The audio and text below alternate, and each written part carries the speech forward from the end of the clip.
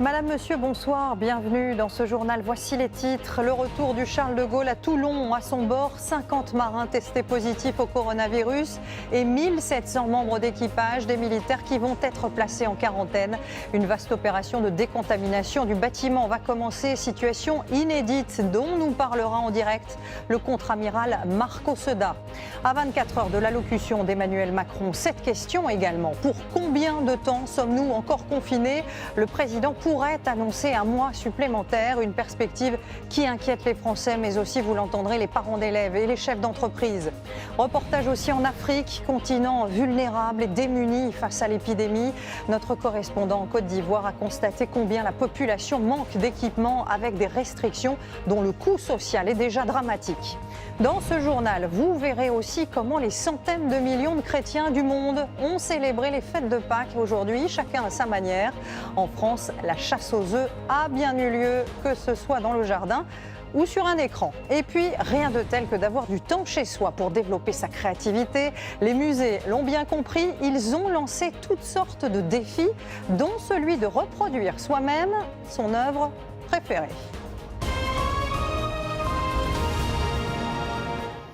Après 3 mois de mer, il est donc rentré au port avec 10 jours d'avance. Mission brutalement écourtée cette semaine pour le porte-avions Charles de Gaulle. Après la découverte à bord de cas de coronavirus, 50 marins ont été testés positifs et les 1700 autres ne vont pas retrouver leur famille tout de suite. Patricia Lémonière, Linda Huré et Philippe Fontalba. C'est une opération sans précédent qui commence. Il va falloir décontaminer cet imposant bâtiment à propulsion nucléaire, 10 km de coursive et son navire escorte.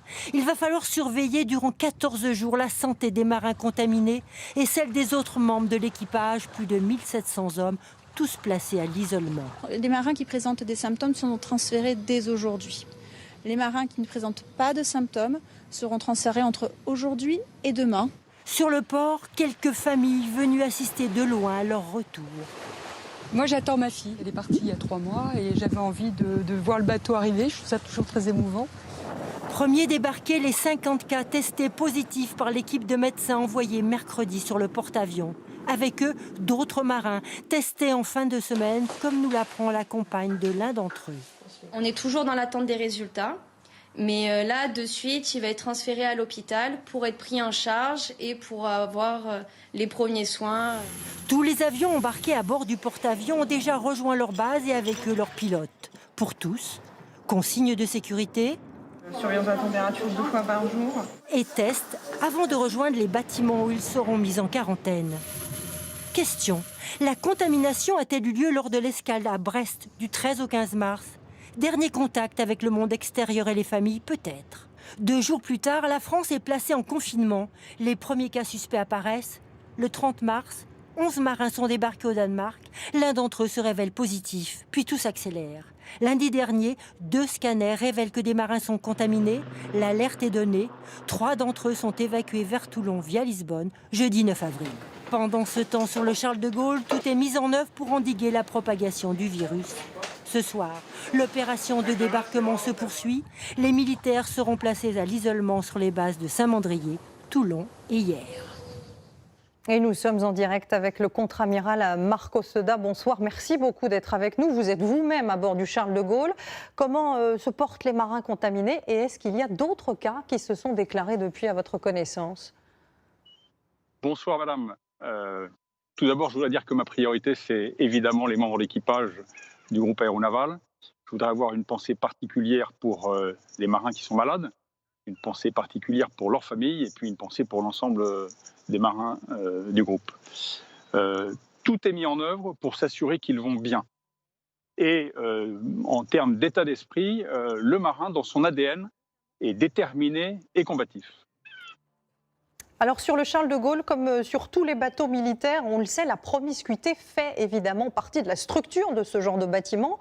Comment avez-vous fait pour fonctionner ces derniers jours? On imagine que ça n'a pas été simple. Alors le Charles de Gaulle, comme ces bâtiments d'escorte, c'est des bâtiments de guerre, des bâtiments de combat, qui ont la spécificité d'avoir évidemment ce qui permet à un bateau de naviguer, mais également des systèmes d'armes et des hommes pour servir ces systèmes d'armes. Tout ça dans un espace qui est très contraint, donc il y a de l'exiguïté, il y a de la promiscuité. On a des coursives qui sont étroites, des trous d'hommes, des échappées, des lieux de vie communs et des chambres communes. Lorsque le Covid a été annoncé, déclaré, on a mis en œuvre des mesures qui étaient les mesures recommandées par les autorités sanitaires nationales. Et puis, lorsque les cas symptomatiques ont augmenté, on a changé de logiciel. On est passé du logiciel bâtiment de combat à un logiciel bâtiment centré sur la surveillance des marins. On a renforcé donc les mesures sanitaires. On a fait en sorte d'avoir un suivi renforcé des marins. Et puis, on a déclenché une enquête épidémiologique à la demande de la ministre des Armées pour comprendre ce qui s'était passé, pour savoir.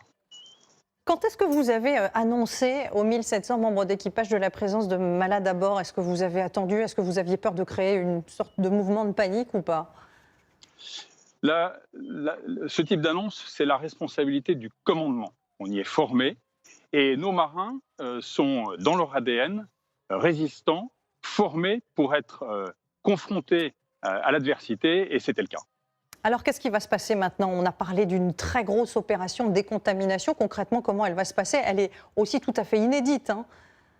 Alors, on rentre de 3 mois de mission, 3 mois de mission où on a protégé les Français, on a combattu Daesh en Méditerranée orientale, on a protégé les approches européennes maritimes, et on a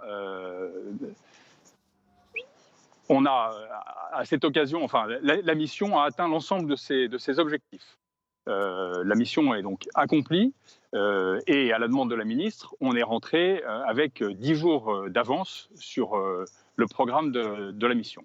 Merci. Voilà. Donc maintenant que nous sommes à terre, nous allons passer à grande échelle les marins au test de manière à pouvoir les catégoriser et les confiner en conséquence. Merci beaucoup, en tout cas, Amiral Marc Ossoda, pour votre témoignage. Et on suivra évidemment de très près cette grande opération qui a donc démarré sur le Charles de Gaulle. L'autre titre de l'actualité, c'est évidemment l'allocution très attendue d'Emmanuel Macron demain soir, le président qui annoncera une prolongation du confinement. La question étant de savoir pour combien de temps. Ce pourrait être 1 mois supplémentaire. Alors les Français sont-ils prêts à l'envisager? Je vous propose d'écouter ces réactions rassemblées par Olivier Santiki, Frédéric Mignard, Vincent Plévin et Manon Monnier. Protection, surveillance, entrave. En 4 semaines, un mot et une discipline se sont imposés avec le confinement.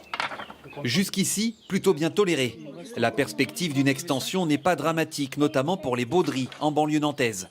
Cuisine, vie de jardin, la famille a changé son logiciel avec la crise sanitaire. On est dans un autre mode de vie, dans un autre rythme de vie. Donc du coup, ça nous permet de faire des choses qu'on n'a plus le temps de faire en temps normal.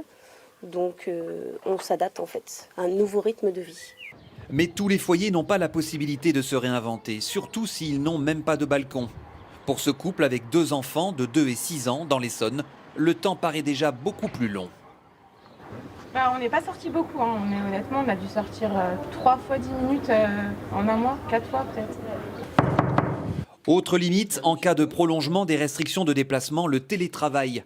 Vite envahissant, lorsqu'il faut se partager 50 mètres carrés. Bon, ce qui est un peu plus compliqué, c'est quand il y a des séances de visio, où forcément quand on est l'un contre l'autre, il faut qu'il y en a qui aillent s'isoler dans la chambre pour pas qu'on soit dérangé. Donc ça fait des petites habitudes à trouver et justement pas marcher un peu sur les plates-bandes de l'autre. Au Cellier, en Loire-Atlantique, Bruno Tremblay ne manque pas d'espace dans ses chambres d'hôtes. Mais il souhaite que la parenthèse se referme le plus vite possible. Trop de vide, trop de silence, trop de solitude. Ça manque de vie. Ça manque de passage, ça manque de vie, ça manque d'entrain. Parce que l'entrain fait vivre. On entend certes maintenant beaucoup plus les oiseaux, mais on aimerait aussi entendre des voix. Parce que les voix, c'est aussi le contact humain et c'est très important. Et puis il y a les inquiétudes pour les affaires. Celles des commerçants, par exemple, en région parisienne, avec une crainte bien présente. Qu'on soit obligé de licencier, ou voilà, ça c'est la perte des emplois qui est un petit peu anxiogène. Enfin, beaucoup appréhendent de rester enfermés malgré la persistance des beaux jours, même s'ils assurent en dernier ressort pouvoir tenir sur la durée. Et l'une des conséquences d'une prolongation du confinement, c'est un retour à l'école une nouvelle fois différé. Le ministre de l'Éducation avait d'abord évoqué le 4 mai. Ce ne sera évidemment pas le cas. Toutes les options sont pour l'instant sur la table, même une rentrée repoussée à septembre prochain. Noé Gandillot, Céla Bougriou et Bruno Chastagnier. Déjà presque un mois sans lycée pour Théo, 17 ans, en classe de première. Et cela pourrait encore durer longtemps. De notre côté, on pense plutôt que ça va reprendre en septembre. Ouais, on est assez inquiet, surtout pour le bac, parce que ça veut dire qu'on aura beaucoup de retard pour l'année de terminale, parce que l'oral de français, il va peut-être pas être passé. Donc pour l'année de terminale, c'est vrai que ça va être compliqué pour le bac. L'hypothèse d'une reprise des cours fin mai ou début juin et jusqu'au 4 juillet n'est pas encore écartée, mais les syndicats d'enseignants n'y croient pas vraiment. Ce qu'ils sont en train de faire, quand bien même on reprendrait mi-mai ou fin mai, on n'en sait rien, cette reprise ne sera évidemment pas normale et probablement qu'elle ne concernera pas tout le monde.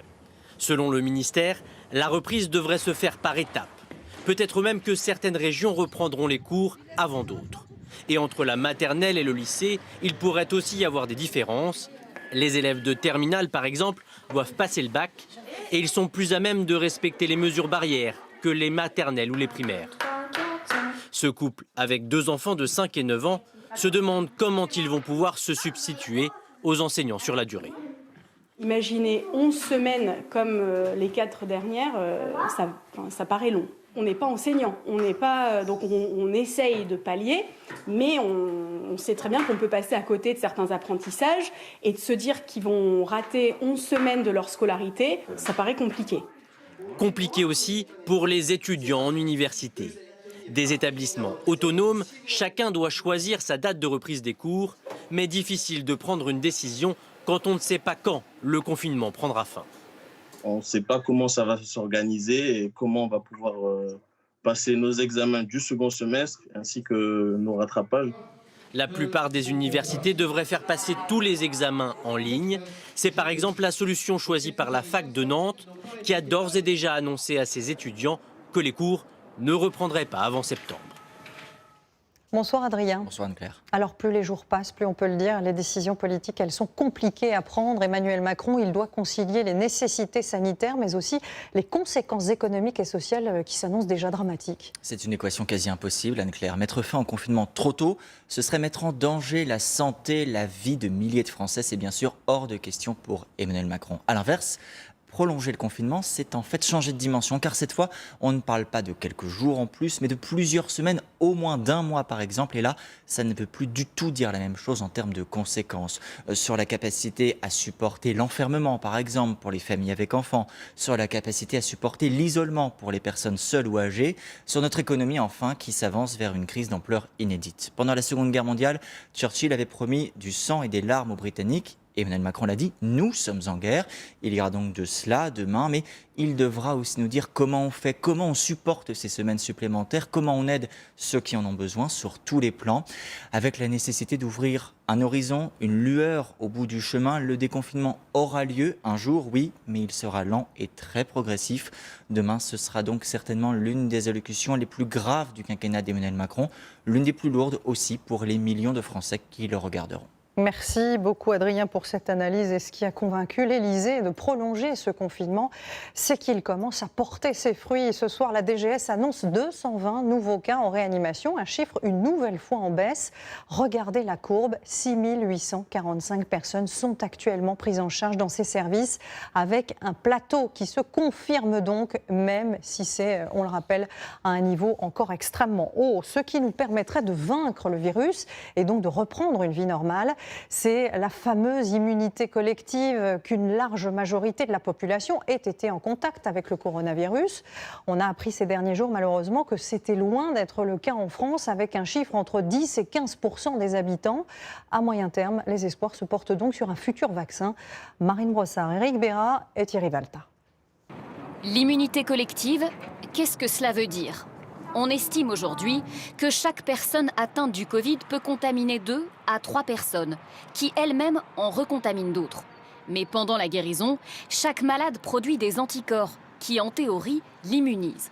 Lorsque 60% de la population est immunisée, l'épidémie est stoppée car chaque malade ne peut plus contaminer qu'une seule personne. Ceux qui l'ont déjà eu font barrière au virus. Aujourd'hui, en raison du confinement, seuls 15% de la population serait immunisée, bien loin des 60% nécessaires. Attendre pour ce type de maladie qui peut être mortelle sur un pourcentage de la population, on ne peut pas se permettre le luxe d'attendre à ce qu'il y ait des morts et donc attendre naturellement l'immunisation des personnes. Alors, comment atteindre l'immunité collective? Les chercheurs misent sur le vaccin. Il faut normalement 10 ans pour en développer un, mais face au Covid, les recherches s'accélèrent et des essais en cours laissent espérer un antidote d'ici l'an prochain.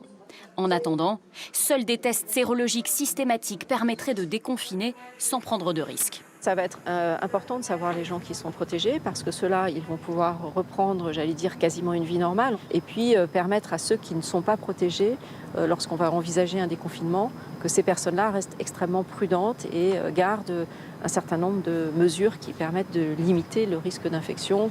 Certains, comme la mairie de Paris, évoquent même un certificat lié à l'immunité, autorisant les seules personnes protégées à reprendre une vie normale. Mais pour le moment, les chercheurs ne savent pas précisément à quel point le fait d'avoir été malade protège du virus, ni pendant combien de temps dure l'immunité. Et pour comprendre la façon dont nous vivons cette crise, je vous propose maintenant de remonter le temps. Peu s'en souviennent, mais dans les années 50 et 60, 2 épidémies ont provoqué la mort de dizaines de milliers de personnes en France. Des bilans humains plus élevés donc que celui que nous connaissons actuellement. Et pourtant, ils n'ont pas marqué la mémoire collective. Tentons de comprendre pourquoi avec Thibaut Malandrin et Antoine Bourgeois.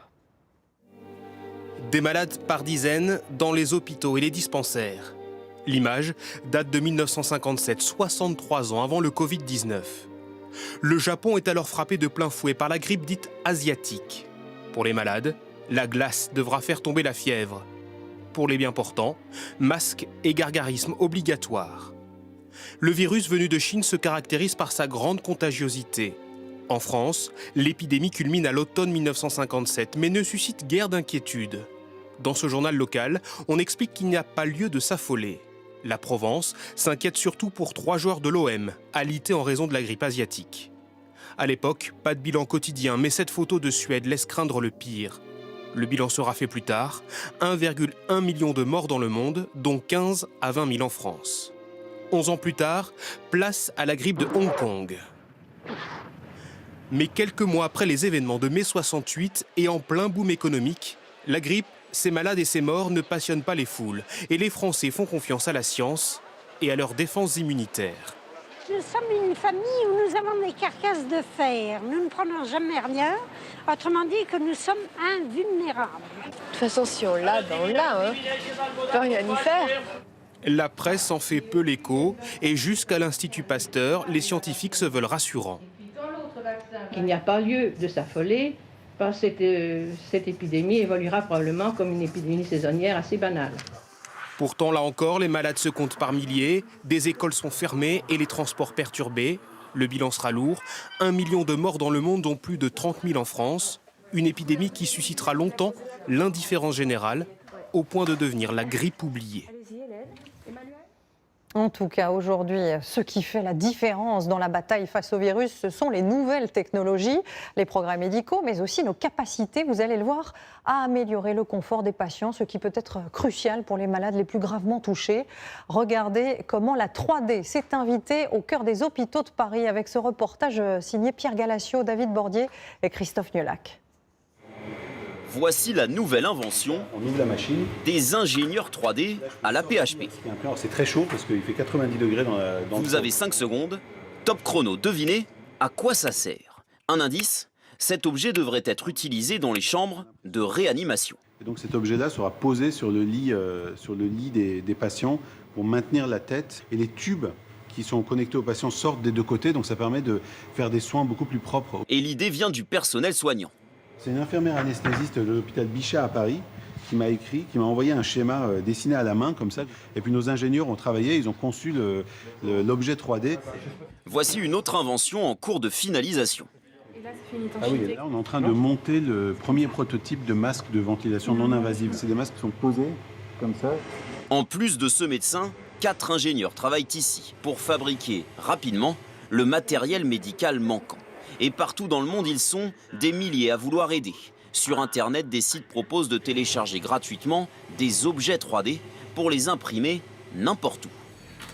Vous avez sans doute déjà vu ces visières dont le support est imprimé en 3D. C'est une protection pour les soignants dans les hôpitaux. Et bien désormais, il y a la même chose pour des casques de chantier pour les ouvriers, par exemple. C'est un laboratoire 3D de Loire-Atlantique qui a conçu ces pièces en plastique, petites, mais essentielles pour la reprise du travail dans les semaines à venir. Et dessus, on peut fixer les visières qu'on retrouve, comme pour les soignants, sur le casque. Vous avez eu des demandes de combien d'entreprises et de qui? On a surtout eu d'abord des demandes d'artisans, de petites entreprises du BTP. Et après, on a des très très grosses entreprises locales. Et on sait que les chantiers de l'Atlantique notamment réfléchissent aussi à ce système. Cet artisan menuisier de Saint-Nazaire va tester ce matériel la semaine prochaine. Je reprends le travail mercredi prochain. Donc on va travailler à deux en équipe. Donc j'avais besoin d'avoir quelque chose pour me protéger. Mais imprimer en 3D prend du temps. Nous avons fait un essai à TF1 avec une poignée de portes dites main libre. Résultat positif, mais l'impression dure 2 heures. Alors pour produire en grande quantité, il faut revenir à une méthode traditionnelle. On fabrique des supports de visière en impression 3D depuis déjà quelques semaines, mais on peut en fabriquer quelques milliers par semaine, pas plus. Donc là, on fabrique un moule pour en fabriquer non pas des milliers, mais des dizaines de milliers par semaine. C'est pour ça que la PHP s'est procuré un maximum d'imprimantes, une 60aine, celles qui impriment le plus vite possible. À l'étranger, la communauté internationale est désormais très inquiète pour l'Afrique, continent ô combien vulnérable face au virus. En Côte d'Ivoire, vous allez le voir, le gouvernement a décrété l'état d'urgence. La ville d'Abidjan vient même de rendre le port du masque obligatoire. Mais l'application de ces mesures est évidemment compliquée à plus d'un titre. Reportage de nos correspondants Patrick Fandiot, Landry Kouassi et Tristan Lepay. Sur l'affiche, un appel à la discipline pour vaincre le virus. Mais sur cette artère commerçante, la foule des grands jours. À Yopougon, plus vaste et plus peuplé des communes d'Abidjan, pas d'autoconfinement, pas de distance de sécurité et pas de masque, ou si peu. Bonjour madame. Bonjour madame. On a des cache-nez pour vous. Vous portez en même temps madame. Merci beaucoup. Alors que le virus se propage, première distribution de cache-nez pour protéger ces vendeuses qui ne peuvent s'offrir le luxe de s'autoconfiner, obligés de sortir gagner leur pain quotidien. Respectez les 1 mètre. On vous a demandé de respecter les 1 mètre. On vous a même demandé de fermer le marché à 15 heures. Si on me dit de rester à la maison totalement à maladie, qui va me donner l'argent? Donc c'est un peu difficile. Moi, je vais gagner l'argent pour nourrir mes enfants. En face, une classe transformée en atelier solidaire, où ces masques sont cousus à la chaîne, à la cadence d'un toutes les 10 minutes. Sur ces machines d'antan, des couturiers locaux, bénévoles. Il faut le repasser avec la machine vraiment à vapeur, pour vraiment tuer tout ce qui est microbes. Viens, on va faire ça ensemble. La styliste ivoirienne Rebecca Zoro a conçu ces protections pour éviter que cette absence de confinement ici ne fasse exploser le nombre de contaminations et celui des cas de Covid-19. C'est une commune où les gens n'ont pas vraiment forcément de moyens pour s'acheter un masque jetable. Donc ici, c'était vraiment nécessaire et urgent d'offrir des masques et vraiment en tissu que les gens pourront, une fois le porter, rentrer chez eux, le désinfecter à l'eau chaude et pouvoir le reporter en plus. Pour les quelques 5 millions d'habitants du Grand Abidjan, ces masques sont d'autant plus indispensables que les autorités ivoiriennes viennent de rendre leur port obligatoire, tout comme le sera désormais le confinement des personnes âgées ou de celles souffrant de maladies chroniques. Mais pour l'instant, pas question d'un confinement général, par crainte d'un coût social qui pourrait s'avérer dramatique. Car, même partiel, le confinement frappe déjà les plus modestes, comme Joël, chauffeur de cette gare routière. Un des 7 à 8 millions de travailleurs indépendants ivoiriens sans filets sociaux. Avec la crainte du virus, des passagers moins nombreux et des courses qui font moins recettes. Personne ne sort, donc la recette a diminué. Et puis la population a un peu le sentir. Ceux qui sortent là, c'est parce que c'est important. Avant chaque trajet, lavage des mains obligatoire, mais pas de quoi rassurer cette passagère, obligée, comme des milliers d'autres, de continuer à emprunter ces taxis collectifs bon marché. On n'a pas le choix, hein. On est obligé de le prendre, mais il faudrait que tout le monde respecte les règles d'hygiène. Parce que si les gens ne respectent pas, on est obligé d'être confinés. Quelles que soient les conséquences, on est obligé. La Côte d'Ivoire a déjà dû débloquer 2,5 milliards d'euros, 20% de son budget annuel, pour tenter de faire face aux conséquences sociales de son confinement partiel. Lui a longtemps été sceptique quant à la nécessité du confinement. Boris Johnson a fini par changer d'avis et il le dit à nouveau haut et fort aujourd'hui. Le Premier ministre britannique est, vous le voyez, sorti de l'hôpital, les traits tirés après son séjour en soins intensifs. Il a tenu à remercier les soignants qui lui ont, dit-il, sauver la vie et il a instamment demandé à ses concitoyens de rester chez eux. Partons maintenant aux États-Unis, qui est devenu hier le pays ayant payé le plus lourd tribut pour l'instant à cette épidémie, dépassant l'Italie en nombre de morts. Les États-Unis où les conséquences sociales deviennent dramatiques. Regardez ces files d'attente de chômeurs attendant de pouvoir récupérer leurs allocations. Ces dernières semaines, vous allez le voir, 10% de la population a brutalement perdu son emploi. Reportage de nos envoyés spéciaux Amandine Atalaya et Mathieu Derrière. La 5e avenue était un symbole du rêve américain. Elle est aujourd'hui l'une des preuves de l'effondrement économique, avec tous ses rideaux baissés. Elisabeth travaillait pour un gros groupe dans la mode. Une position stable, un bon salaire. Et pourtant, la voilà chômeuse depuis 3 semaines. Je ne pensais pas que ça pouvait m'arriver, honnêtement. 70% de son équipe a été licenciée rudement par email. Alors elle cuisine pour passer le temps et elle regarde les petites annonces. Au début, il y avait quelques jobs disponibles, mais maintenant ils sont tous en train de disparaître. Il y a bien des offres de postes médicaux, mais je n'ai aucune expérience. Pire, incapables de payer leur loyer, beaucoup de New-Yorkais ont déjà quitté la ville. Jamie a perdu son travail d'actrice. Comme de nombreux jeunes Américains, elle est donc retournée vivre chez ses parents dans le Maryland, à 300 km de Manhattan. C'est une vie très différente. Le côté positif, c'est que je passe du temps avec ma famille. Mais est-ce que New York me manque? Oui, beaucoup.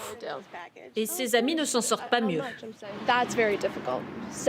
J'en connais beaucoup qui vendent leurs objets de valeur pour payer leur loyer ou s'acheter à manger. Ses parents, commerçants, ont eux aussi perdu leur travail et n'arrivent pas à s'inscrire au chômage.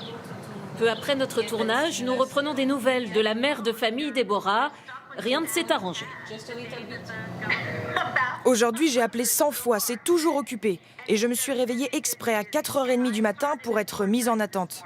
Toutes les lignes sont saturées, avec 16 millions de nouveaux chômeurs. Un peu partout dans le pays, des distributions de nourriture s'organisent pour ces Américains soudain devenus précaires, qui, lorsqu'ils perdent leur job, perdent en même temps leur assurance maladie, comme nous l'explique ce chef dans un restaurant qui prépare des plats à emporter. Nos 20 salariés au chômage restent chez eux toute la journée pour ne voir personne et surtout ne pas tomber malade. Parce qu'en fait, ils n'ont plus de couverture maladie. Ces employés licenciés s'inquiètent donc autant pour leur santé que pour leurs finances. Le gouvernement enverra la semaine prochaine une première aide aux Américains, un chèque pouvant aller jusqu'à 1 100 €. En France, le chômage partiel financé par l'État concerne désormais 8 millions de salariés, 1 sur 3 dans le secteur privé. Et l'arrêt de l'activité commence à déstabiliser fortement des secteurs entiers. De nombreux chefs d'entreprise plaident d'ailleurs pour une reprise progressive et évidemment sous conditions. Écoutez les explications du Hengen, Marion Fiat et Tanguy Jouard. Tous les grands industriels se posent la même question. Quand les usines vont-elles pouvoir tourner à nouveau ? L'entreprise Michelin a répondu dès cette semaine. Son usine de Clermont-Ferrand vient de rouvrir, mais timidement, seulement 15% du personnel, ce qui permet de rassurer ses volontaires. On n'est pas nombreux, alors on peut respecter les distances facilement, il n'y a pas de souci. Peu de salariés aussi chez Gemont Électrique, près de Maubeuge. Et pourtant, impossible parfois de respecter le mètre de distance. Il y a le port du masque qui est obligatoire pour tout le monde, puisque les gens travaillent de façon assez proche. Chaque industriel doit donc trouver des solutions pour limiter les risques de contagion. Toyota, par exemple, vient d'annoncer que son usine de Valenciennes allait rouvrir le 21 avril, mais avec 2 équipes par jour, au lieu de 3. Il y aura une équipe de jour qui démarrera à 7h et qui finira à 14h50. Et il y aura une équipe de nuit qui démarrera à 21h45 et qui finira à 5h26. Donc vous voyez, il n'y aura aucun croisement d'équipe. Du coup, les postes de travail pourront aussi être désinfectés. Des mesures qui pèseront sur la rentabilité de ces grands groupes. Mais chez le constructeur automobile PSA totalement à l'arrêt, encore faudra-t-il convaincre les syndicats de l'intérêt de relancer la production. Si c'est pour faire des voitures qui ne se vendent pas, je n'en vois pas l'intérêt. Ça me paraît une ineptie. Si c'est pour faire des pièces de rechange pour des véhicules de médecins, de pompiers, d'ambulances ou autres, alors oui, il faut redémarrer la machine économique au plus vite. À ce jour, les grands constructeurs français n'ont pas encore communiqué de date précise pour la reprise d'activité. Bonsoir François. Bonsoir Anne-Claire. Alors les chefs d'entreprise ne le cachent plus, ils sont extrêmement inquiets et pas seulement parce que ce confinement il va durer. Oui, c'est paradoxal, mais les patrons sont à la fois désireux et inquiets de la reprise. Désireux parce que toute prolongation du confinement met davantage en péril les entreprises et l'économie du pays, mais même avec les aides de l'État. Mais ils sont aussi inquiets parce que après le confinement se profilent de nouvelles difficultés. Difficultés sur l'organisation des usines, des bureaux, des chantiers, parce que la distanciation sociale va imposer d'éloigner les salariés les uns des autres, d'éloigner aussi les clients les uns des autres, dans les restaurants par exemple, au risque de perdre des tables et du chiffre d'affaires. Idem dans les commerces, dans les transports en commun.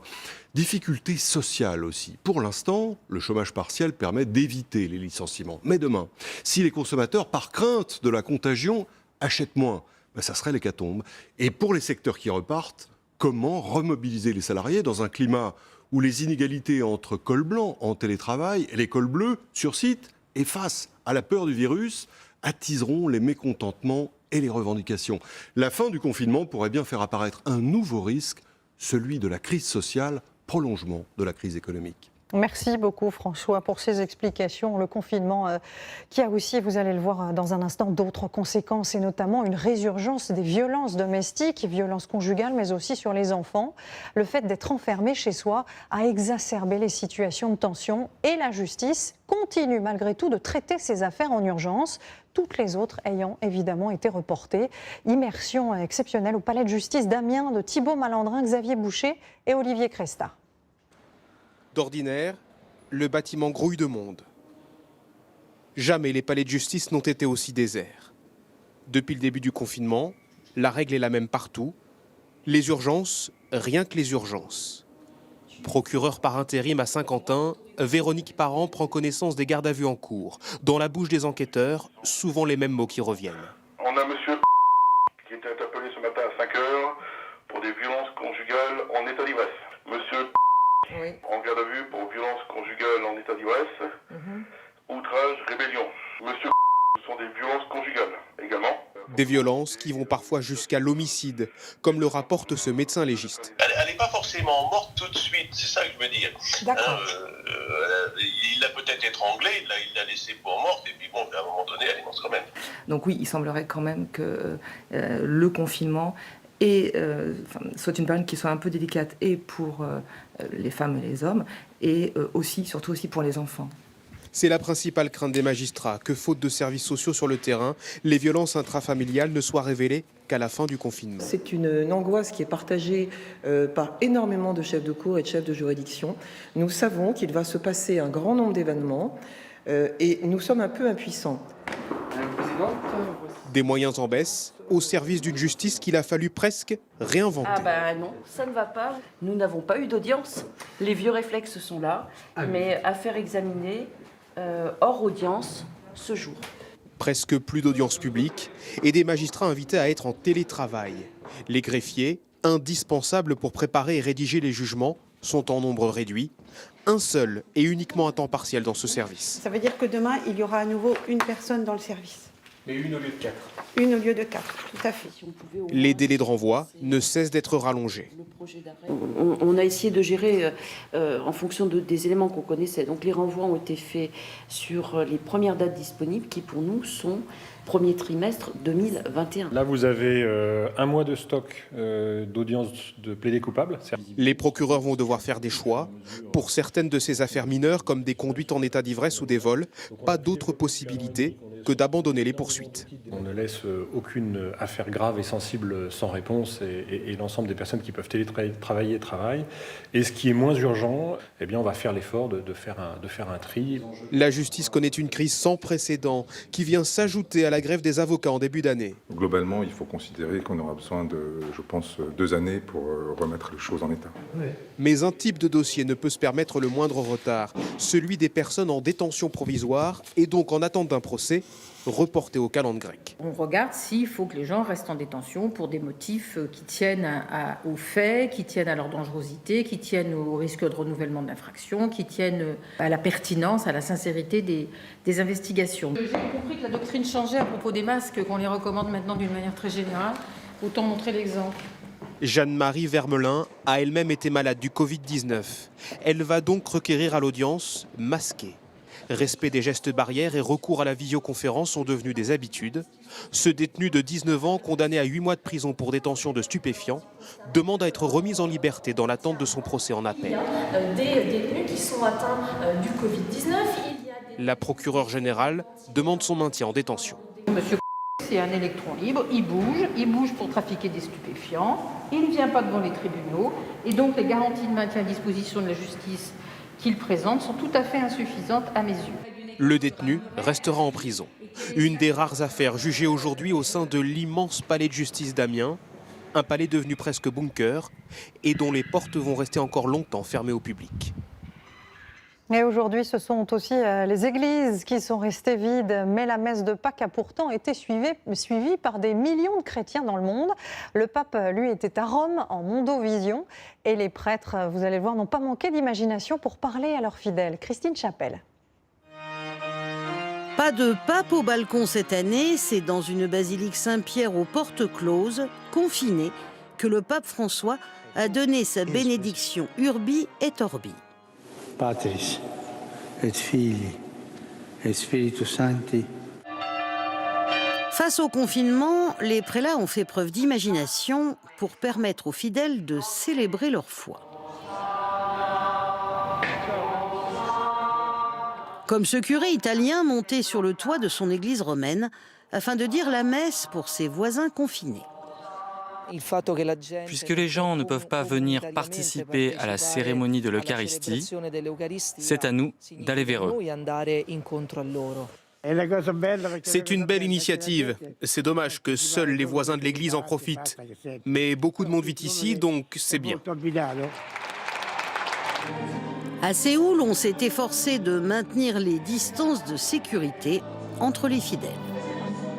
Aux États-Unis, en France ou encore aux Philippines, les prêtres ont déposé sur les bancs de leurs églises les photos de leurs paroissiens.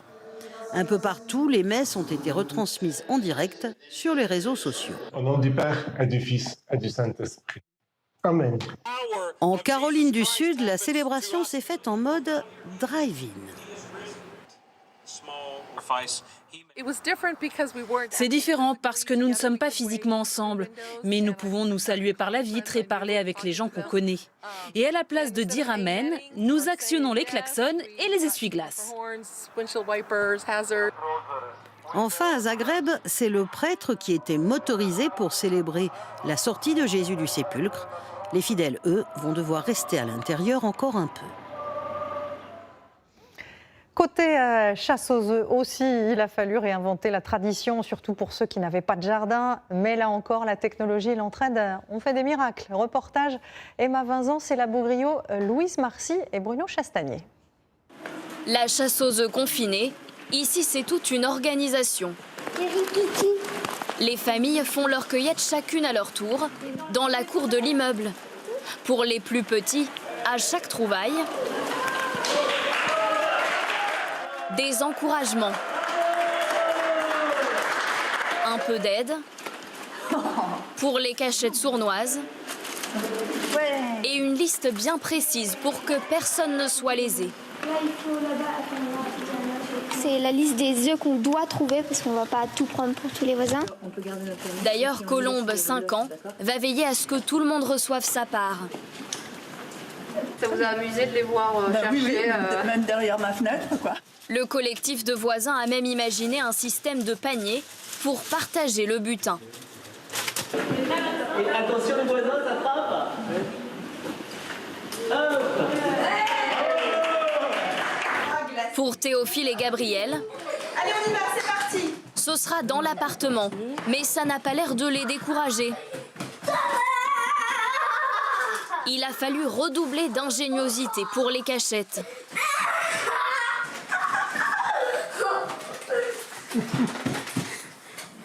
Alors les enfants, qu'est-ce que vous avez pensé de la chasse cette année? Très bien.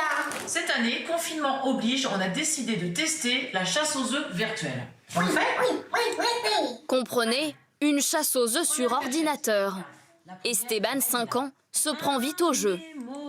Animaux? Oui. Allez. Pour les ados, il y a la chasse aux œufs sur Minecraft. J'ai mon premier œuf. Ah bah tiens, en voilà un deuxième. Et surprise pour les adultes, Les cloches sont passées? les cloches ont réussi à trouver un bien qui s'était fait très rare ces derniers temps.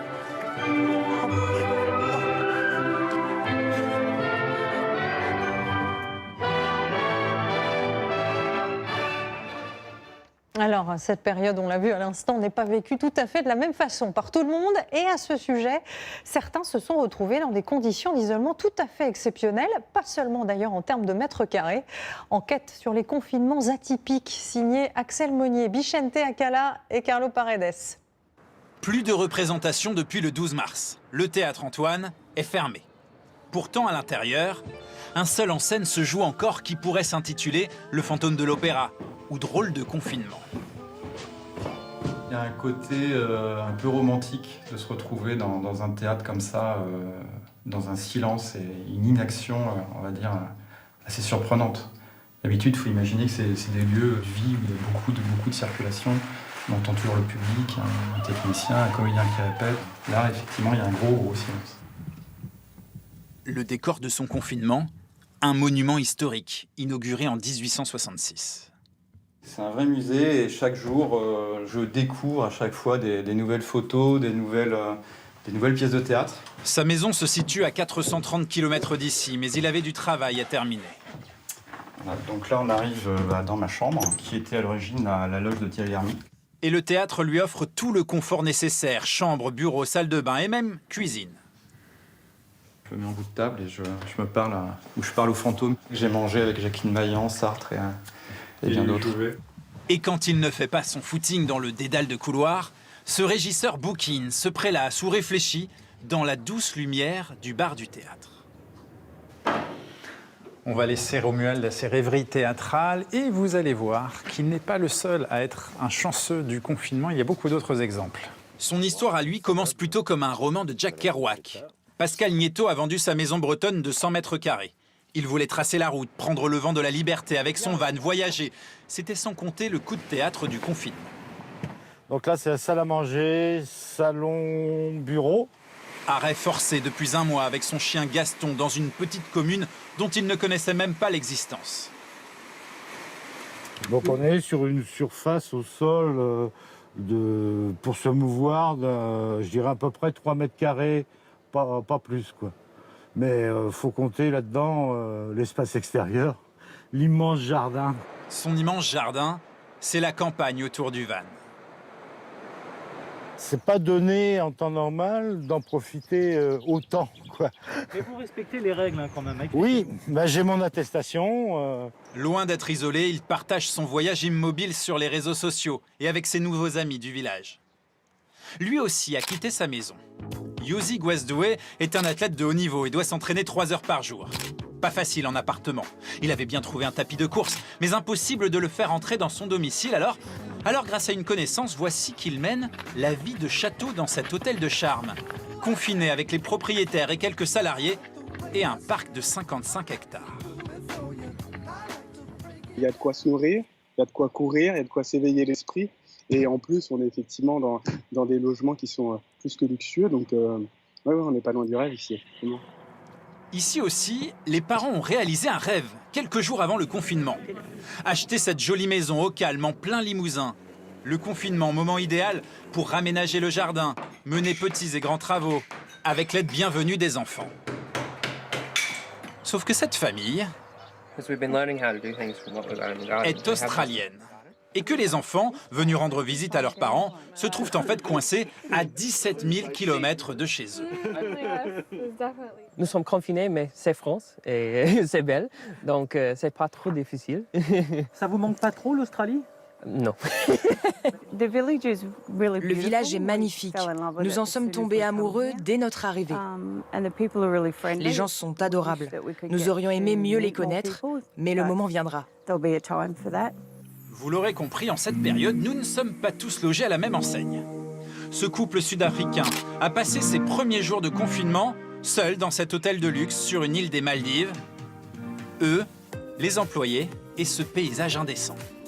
Mais rassurez-vous, cette petite prolongation impromptue de la lune de miel a coûté très cher. Comme quoi, il y a une justice. Et puis vous commencez peut-être vous-même à réaliser combien le fait de s'ennuyer et d'avoir du temps chez soi peut stimuler votre créativité. Les musées l'ont bien compris, ils ont lancé des défis aux amateurs d'art. D'autres ont décidé d'ouvrir les fenêtres de leur imagination. Finalement, l'enfermement n'est peut-être qu'une vue de l'esprit. Mathilde Véron et Floriane Soyer. Vous connaissiez La jeune fille à la perle, Le déjeuner sur l'herbe ou La liberté guidant le peuple. Voici leur version confinée. Avec parfois beaucoup d'imagination. C'est le dernier challenge sur les réseaux sociaux, lancé par le Getty Museum de Los Angeles. Reproduire son tableau favori avec les moyens du bord. Des centaines de milliers d'internautes jouent le jeu, comme Sandrine et Mila, sa fille de 6 ans. On pourrait le faire dans le jardin parce qu'on a un mur un petit peu comme ça. Elle publie chaque jour un chef-d'œuvre, l'occasion de travailler son inventivité. Écoute, les piments c'est bien, le jaune là c'est pas mal, le fond... On n'a pas forcément le temps nécessaire à se laisser aller là et à la créativité, de pouvoir se déguiser, s'amuser, se maquiller. Enfin, pour ça, c'est un des effets très positifs du confinement. Avec le temps libre, vient souvent la créativité. Comme pour ce couple d'Italiens qui a imaginé un musée miniature pour leurs gerbilles. L'art de la minutie pour tromper l'ennui, c'est aussi la parade qu'a trouvée Brigitte. Photographe amatrice, cette retraitée est tombée sur de vieilles figurines en rangeant ses placards. Résultat, des parenthèses poétiques qui lui font passer le temps. J'y passe la journée en fait, parce que j'essaye le matin d'imaginer le scénario.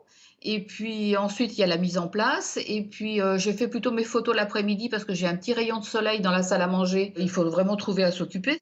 Bon, voilà, je me suis fixé ce défi-là. Et pour ceux qui n'ont pas la fibre artistique, cette blogueuse a lancé un défi aux internautes. Alors là, je m'apprête à reproduire une photo que j'ai prise l'été dernier au Canada. Reproduire ces photos de voyage, l'idée cartonne. Je pense qu'en ce moment, sur Internet, sur les réseaux sociaux en général, il y a vraiment beaucoup de créativité qui ressort parce que les gens sont chez eux. Pour beaucoup de personnes, c'est l'occasion d'être encore plus créatifs que d'habitude et ça fait du bien. Alors, en attendant les vraies vacances, tous à vos appareils photo. Allez, on vous emmène maintenant dans l'une des villes les plus graphiques et les plus fascinantes au monde, New York, touchée de plein fouet par l'épidémie, mais qui s'est aussi relevée de bien des tragédies par le passé. New York, ville d'espoir, mais aussi d'inégalité et dont les contrastes sont plus que jamais mis en lumière. Amandine Atalaya et Mathieu Derrien. C'est une ville où le calme est trompeur, l'épicentre américain d'un mal que personne ne voit. Lorsque l'on se promène à New York ces jours-ci, on pourrait confondre l'immobilité avec la sérénité. Dans le port, les bateaux sont solidement amarrés. Les balades du printemps attendront. Le fleuve Hudson, qui fend cette forêt de gratte-ciel, est devenu une mer d'huile que plus personne ne trouble. Au cœur de la ville, Times Square, où les touristes allaient en pèlerinage, est presque mystique, une fois abandonné. Qui l'aurait cru? Seul à s'y aventurer, comme partout dans une Amérique pétrifiée, quelques travailleurs qui n'ont pas eu le choix, livreurs, ambulanciers, policiers ou chauffeurs de taxi. Regardez, il n'y a personne, on voit même le bout de l'avenue. Moi j'ai survécu à tout dans cette ville. Louis n'a plus beaucoup de clients, alors il a le temps. Il veut d'abord nous montrer ses théâtres fermés de Broadway. Puis il remonte la 5e avenue, soudain très mélancolique. Dans ce marasme, il garde un peu de dérision. Même mon coiffeur a fini par fermer. D'habitude, j'ai une coupe militaire. Et là, regardez, j'ai honte. New York est forte, proclament les panneaux. Et pourtant, l'Amérique renvoie plutôt ces jours-ci l'image d'un colosse aux pieds d'argile. Avec plus de 20 000 morts, elle regarde impuissante une crise qui la dépasse. Pourtant, certains fanfaronnent toujours. Rien ne m'inquiète, sauf mon épargne retraite et mes actions en bourse. Et cette vie sous cloche, qui pourrait rouiller des vies d'habitude effrénées, commence à faire peur aux New-Yorkais.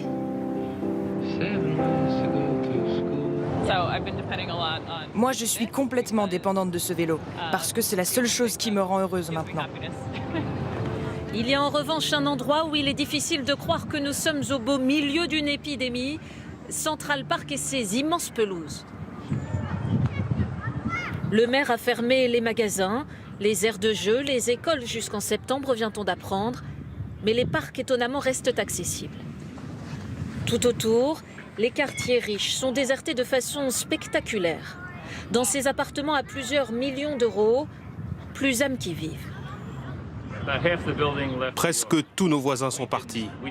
Nous, on n'a pas pu parce que ma femme s'est cassé le pied. Et vous savez où ils sont en ce moment? Oui, dans les Hamptons, ou bien là où il y a des résidences secondaires. 12 000 cas recensés ici à Manhattan, plus de 45 000 dans le Queens et dans le Bronx, deux quartiers pauvres de la ville, ravagés par l'épidémie. Je sors encore d'un magasin où il y avait tellement de monde. Les gens font pas attention. Vous vous sentiez pas en sécurité? Non, pas du tout.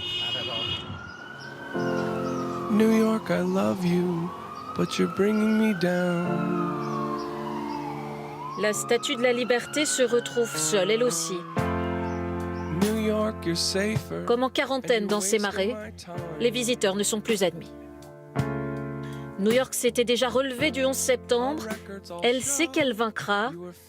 Et d'ici là, sa dame de fer veille patiemment sur une cité malade. They shuttered your stores when you opened the doors.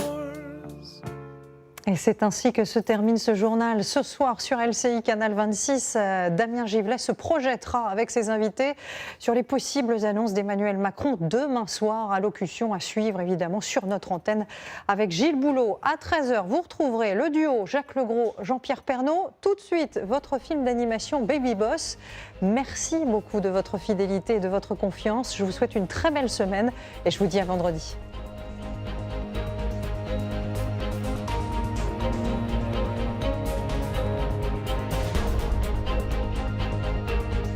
Retrouvez toute l'info sur LCI, canal 26.